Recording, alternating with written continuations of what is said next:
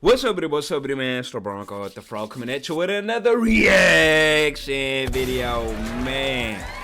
I am still completely bewildered, befuddled on the way that the Spain national team, the champions of Europe, completely dismembered, discombobulated, and embarrassed, killing Mbappe and super team France. I've been seeing a lot of people on, Instagram or Twitter after the game saying, y'all thought France was a super team? Y'all still calling France? Bro, yes, France is still a super team even though they lost. The sheer offensive talent and firepower and superstardom that they have on their team makes them a super team. Super teams don't always win. Look at the Galacticos. They was a super team and them niggas ain't win shit. Well, they probably won, like, I don't know. I don't remember how much they won, but they didn't win as much as what they was expected to. In basketball, the 2011 Heat, they was a super team, and they lost to my Dallas Mavericks. Does that make them not a super team because they lost? No. I seen somebody in the comments say, if 2026 France is a super team, then what is 2002 Brazil? A super team too. What the fuck? I don't be getting y'all logic sometimes. But we got Football Made Simple finna break down. I can't believe what we just witnessed. Spain beat these boys in the 2024 Euros. They eliminated them in 2025 Nations League, 5-1.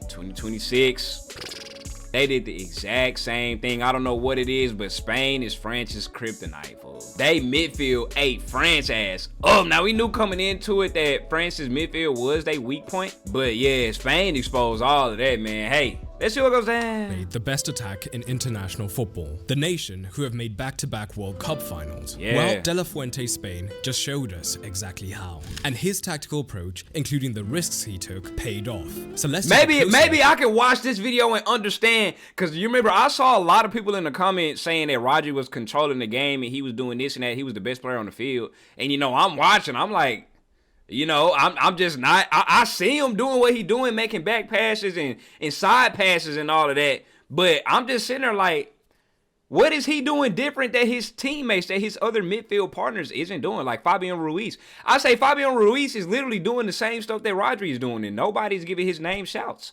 So maybe Football Made Simple will explain to me the differences between what Rodri is doing and his midfielder counterparts. Add these tactics, focusing on what happened when Spain were in possession, because problem solving in multiple areas of the pitch is what set these two sides apart. And the signs were all there from the goal kick. Initially, Spain looked to split their centre-backs either side of the goalkeeper, who would begin on the ball, and Dembele would come in from the right wing to be alongside Mbappe, so that the pair were set to press the centre-backs, while Olise dropped slightly deeper, looking to potentially cover either of Spain's double pivot. The important part for France in these scenarios was their hybrid midfielder, because once the ball was live, Olise could only ever pick up one of the pivots. So it was key that this hybrid midfielder positioned themselves ready to back up the press Olise could not pick up, but at the same time being ready to drop deep in case the goalkeeper went for the chipped pass instead. Oh, they talking about on offense. Alright. And one of the advantages for France of this shape is that by keeping Olise deeper, rather than making him the presser instead of Dembele, they kept a 3 in the midfield, against Spain's own 3, preventing the overload. Simultaneously, Koundé was also in a hybrid role, ready to back up the space that Dembele had vacated or drop into the backline, depending on where the ball went. And when I ain't gonna lie. Hey, title of his channel is Football Made Simple. Hey, my mind is blown right now, goddammit. I'm trying to process all the information. Spain was still settling into the game, this worked perfectly, as the Spaniards were forced to go long. But it was only a matter of time before La Roja began manipulating this defensive shape. It started by having the centre-back begin with the ball at the goal kick, so that when he played it into the goalkeeper, either Dembele or Mbappe had to commit to the press. Yeah, I've been seeing France's it happening. defensive shape was not always well coordinated in this match. We see it here. The ball goes live, and because Dembele is pressing from the right and moving infield, Olise picks up the pivot to his left. But France's hybrid man is Rabiot, who is also picking up the same man. So this means that now Ruiz is free for Spain, and the 3 versus 2 in the midfield can now potentially be exposed. And remember this scenario, because Spain solving France's defensive shape is something we'll be coming back to. It sound like they solved that bit early too, like they ain't make no adjustments. In terms of France, these champs ain't make no adjustments at halftime, or did they keep the same thing? is something we'll be coming back to. But what was more interesting is what happened when Spain got higher up the pitch, and France had two defensive shapes to try and deal with them. The first was a 4-2-3-1 when they were higher up the pitch, with Elise looking to pick up Rodri. And again, this allowed them to maintain that man-to-man orientation in the midfield. Okay. Yeah, there go Elise with Rodri. They sitting there talking. They looking confused, innit? Boy, that boy sitting there. Hey. Chouamini say, bro, Rodri. Elise say, you feel me? Where we at with it? And it was quite effective, as Rodri often found himself being forced deeper into the back line or slightly to the left in order to see a lot of that. And because the Spanish midfielder had dropped this deep, France no longer had to worry about the overload here, especially as Upamecano was more than willing to push high if Oyarzabal was looking to drop into the midfield. But when France were defending deeper on the pitch, they instead dropped into a lopsided 4-4-2, because Mbappe was often caught slightly higher up the pitch, while Elise pushed up alongside him. That's what be getting me confused, like when they have they normal, so each team have they change their formations when they on offense versus defense. That's what be tripping me out when I see they normal formations out, and then say a team rocking with a 4-2-3-1 or something, and then I look out on the pitch, I be like, bro, I do not see a 4-2-3-1. You get what I'm saying? I don't be seeing how y'all can notice that, but I see how offense and defense, they switch their formations.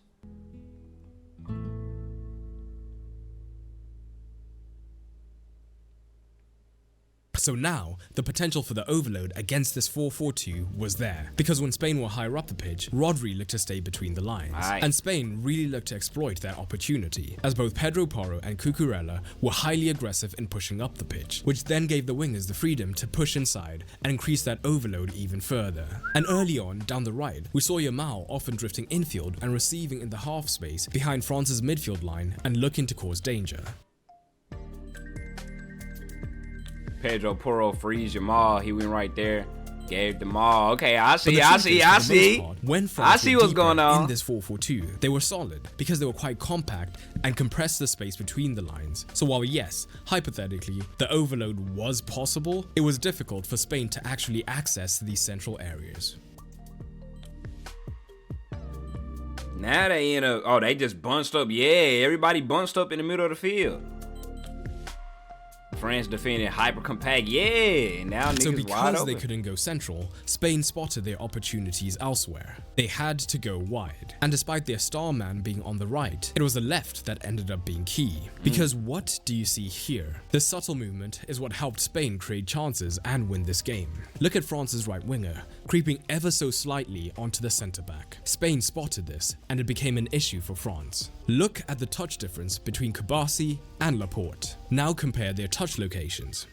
It's clear that Laporte was trusted with the ball to drive high up the pitch and ensure that the right winger, either Dembele or Elise when they rotated, was always drawn towards him. And it had to be the winger because it would be extremely risky for a French midfielder to come across, as that central overload would then begin to become a real problem. So now, with Dembele drawn towards this man, Cucurella had the freedom of the left-hand side, and he could use it in so many different ways. Hey, he was locking some shit up yesterday too. And if Koundé followed him, the left winger was now in space to receive and cross or look for an arrowed pass between the lines. But he could also stay wide and look to do the crossing himself if Koundé was picking up Cucurella.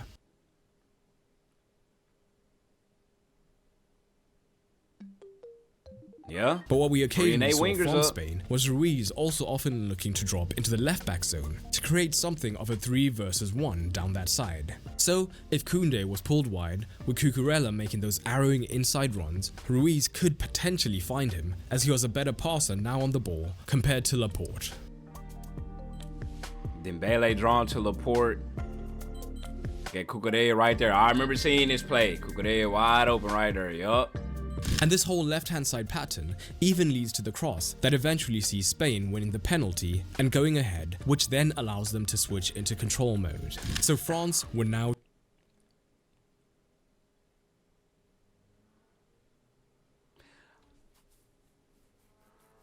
I ain't gonna say nothing. chasing. And later in the game, instead of pressing higher in that 4-2-3-1 and then dropping into a 4-4-2, they were now almost always defending in a 4-4-2. But I feel like I'm gonna say it anyway. So it's like, yeah, they had all of these tactics and the stuff was working per se. But if you look at the goals that was scored, it was a pin, and then didn't Upa Commando make a mistake or some shit like that? Like it was something crazy that got Pedro Porro freed. So it's like.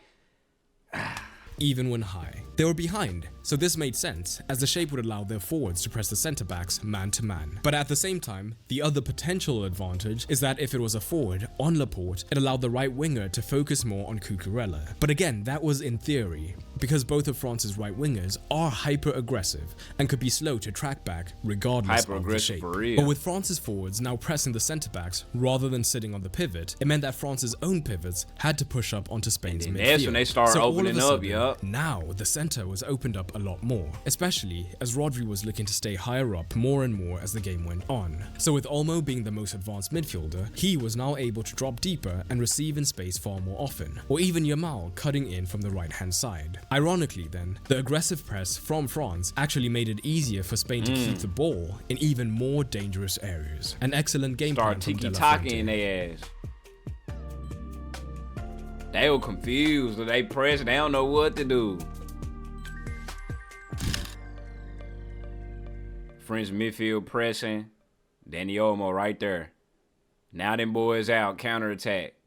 Oh, y'all's all there ready for a ball. But nothing is perfect, because particularly early on, Spain was suffering on the transition. Their attacking shape had a lot of benefits, but it also left a lot of gaping holes. Both fullbacks were extremely high, and as we know, during the build-up, Rodri and Ruiz would also be high up, looking to recycle possession. So with Olise and Mbappe potentially having been defending as a two, when the ball broke, Olise could look to receive between the lines. And now he had options. He could find the direct pace of Mbappe looking to run in behind. And if not that, the wingers were in foot races with Spain's fullbacks. And of course, the French wingers were likely to win those, meaning that there were plenty of options outside as well. France got into plenty of dangerous positions in this manner. He got caught offside so many times.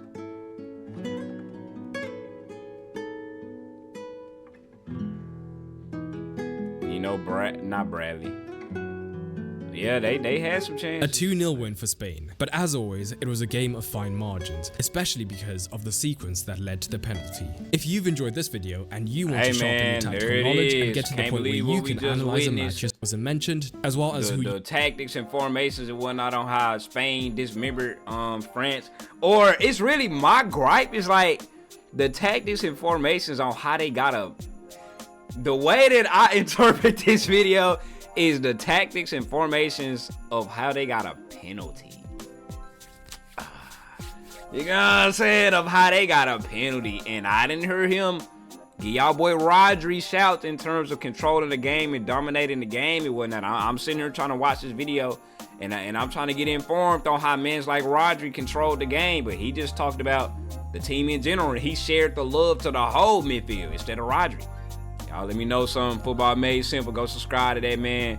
Get him the 788,000 subscribers. Let me read the comments. Let me see what the comments talking about. Spain midfielder absolutely schooled France the whole game. It was like watching amateurs versus professionals. Cucurella. Here we go. Rodri. There we go. I just want the love to be spread. That's it.